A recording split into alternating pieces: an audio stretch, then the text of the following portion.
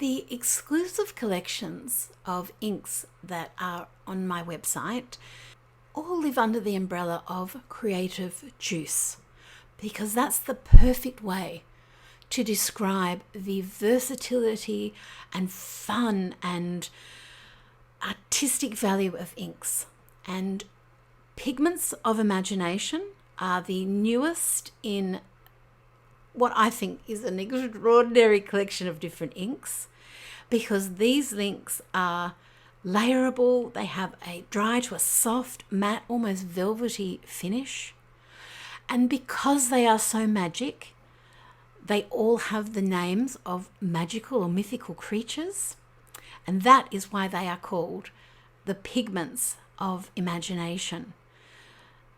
Here they are in different uses, and I'm going to show you them being swatched out. Now, I just need to point out these little figures that I've created them with here. This is on the Glittering Prize paper, which is one of our beautiful watercolor papers, and it's shimmer infused. There is no shimmer in these inks. You can add it, or you can use it on a shimmery paper like Glittering Prize. But as you can see, this full range of colors doesn't have a glitter in it. How cute are the colors? The color range is gorgeous. There's lots of portrait colors in there, foliage colors, colors for landscapes, colors for if you love to paint wildlife or animals. This has got beautiful soft finish colors in it everywhere that you can also build up into more high voltage combinations. And of course you can mix these with different watercolors and with different inks to end up with all sorts of combinations. This is a little swatch book that I've created with watercolor papers so that I can show you each of the swatches. And also it's just so much fun to do this. I created it using the different watercolor papers from my collection, from the art paper packs, and some of my new stamps. And these are stamps of art supplies from my collection. So there's the bottle of the Pigments of Imagination at the top. We've also got the Inky Depths water brush or mermaid marker, the Incredible pen, our little first mister bottle, but I've also got the Muse mister there as well, and then a paintbrush. So I've got and I've also used a glass dip pen for the titles of each colour. And this allows me to play with them and also show you the colour and how it appears using different instruments. And also emphasize again how versatile ink is, because you can just use it straight from the bottle with a paintbrush or a dip pen. You can load a mister bottle, a Inky Depths water brush, and a fountain pen, a Dauber bottle, a fine ink bottle, whatever supply you can load ink into, you can load these into. Everything I've tried all certainly works. So now I'm also just showing the swatching on two different types of paper and to show you the different intensities of the inks. So Pixie, for instance, is that very light green, and right next to it, it's nestled in between Leprechaun and Nessie, which is a really lovely deep foliage green. And then the colour changes depending on the paper and depending on how you apply it. So if you've got a brush with a little bit of water in it, you're going to get a lighter version of that colour. And just depending on the colour, it almost looks different depending. And that's before you start mixing them as well. So you've got all sorts of gorgeous creatures here. The two papers that I have are Glittering Prize, which is a watercolor paper that has that shimmer infusion in it, but in essence it is just a beautiful watercolor paper. And the Levitation paper, which is more like an onion skin or an old airmail type of paper, sort of can crinkle up a little bit when it gets water, which gives it all of this beautiful texture. And the paint, or the ink rather, can shade and graduate and just show you if it's going to do any splitting or anything magic. So the Levitation paper is a fabulous way to do that. And all I've done is I divide it up and you can see my pencil lines, just so I could make some neat swatches for once, because usually my swatches aren't that neat. Seeing them here like this reminds me of how much fun I had naming them. One of my favorite things about what I do is naming the different colors. And it's always such a gradual process, because very often when the supply starts off in my mind, it's usually a particular quality that I'm after, and things evolve. So at first, when I first started working on these sets of inks, I was thinking of rock solid pigments, and they were all named after different monoliths and different rocks to emphasize that rock solidness. But that's not the magical quality of them, or it didn't fully express how magical these inks are. Hence they developed into the Pigments of Imagination, and why all of their names are all magical, mythical creatures.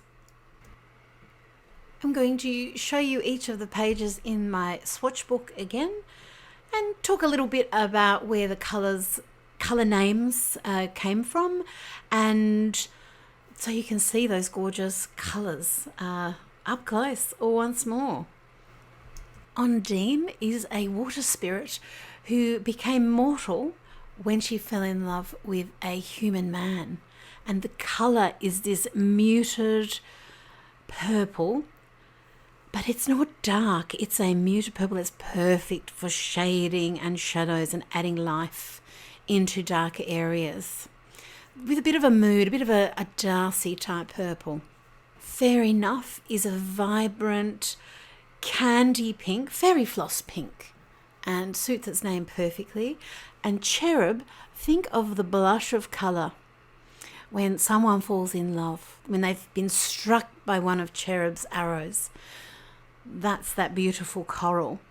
Phoenix is a deep rust going into beautiful reds. It's got a lot of life.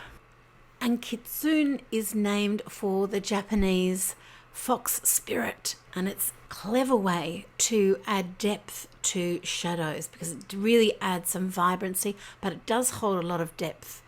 Gnome, will-o-wisp, such a cute name, fawn and nymph are all part of the skin tones, and of course you can create lighter and darker by adding water or extra layers, and you can use these as highlights and shadows for each of the colors.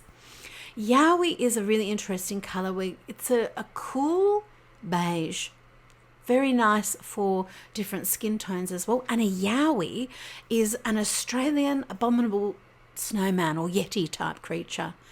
Jackalope is an American mythical creature and a really lovely sandy deserty ochre. Kelpie is our darkest colour. Kelpie is kind of like a bit of a dark, mysterious creature, Irish folklore. Nessie is a beautiful green, exactly what you would think a colour named after Loch Ness Monster would be.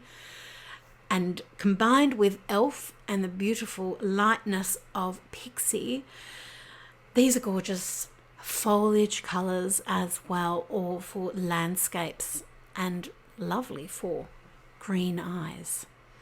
Leprechaun and Selkie, two of my favourite colours in this collection, because they're both versions of teals and turquoises, which I love, but they've got a softness and a sophisticated edge to them, and they perfectly complement the brighter, more vibrant colours in some of my other inks. A bunyip is a strange creature, and it's another Australian mythological animal that lives in a thing called a billabong, which is a still piece of water, and it's really made up to keep young children out of such things, because you can never tell the depth because the water isn't clear, you see. Now, We just also went past Puff, which is a beautiful blue, as in Puff the Magic Dragon. Sylph. Look, it wouldn't be a Jane Davenport art supply if I didn't spell it wrong. And I did. It should be a Y. But that's how it's on the bottle now, so we have to live with it.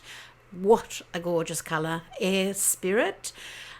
And lives next to Valkyrie, which is, well, not exactly an air spirit, but they certainly live in the air, and you wouldn't want to cross one of those.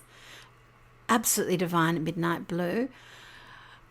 Goblin is another one of the muted purples, infinitely useful, especially for portraits. I love this colour under the lash line to give a shadow in the eyeballs. Sealy Court is a beautiful royal purple, perfect for that name. The Sealy Court is the royal court of fairies, a part of Irish folklore, and Yeti is just the most beautiful, soft purple, gorgeous for adding shadows, especially around the eyes, so that people don't look tired, they look alive, because we're adding life. So each one as a standalone colour is gorgeous in and of itself, but when you put them all together, you can see that beautiful muted rainbow. And well, when they're all together, they still look bright. They just have a special quality to them. They've got such cute boxes. All of Creative Juice inks have gorgeous boxes. I really do put an effort into our packaging to make sure that it's multi-use. So for this one, you can just fold those little flaps back inside the box itself and make a lovely little storage or display box from them, so that you can just keep everything pristine and beautiful. And on the back, you've got the names of all of the colours as a reference if you need it. Inside each of the boxes, you've also got a set of sticky labels or stickers, so that you can label any of the art supplies that you fill with these special inks. So you can add these to water brushes or to spray bottles or pens, whatever you want to put the inks inside of. Always just looks nice, but also as an organisational tool, rather wonderful. Just one other little thing to point out: if you open the individual ink box from the bottom, you can reuse that little sticker that's on the top. Just gently peel it off and you can add that to one of your tools as well. I've got other videos on the inks in use, but the real magic is going to be when you try them for yourself. So I hope you're tempted, because I'm sure you'll love the experience of using them as much as I do. You can also tune in to the love streams on my Facebook page to see me using these gorgeous inks for painting, for lettering, and however I feel like using them on the day. See you there.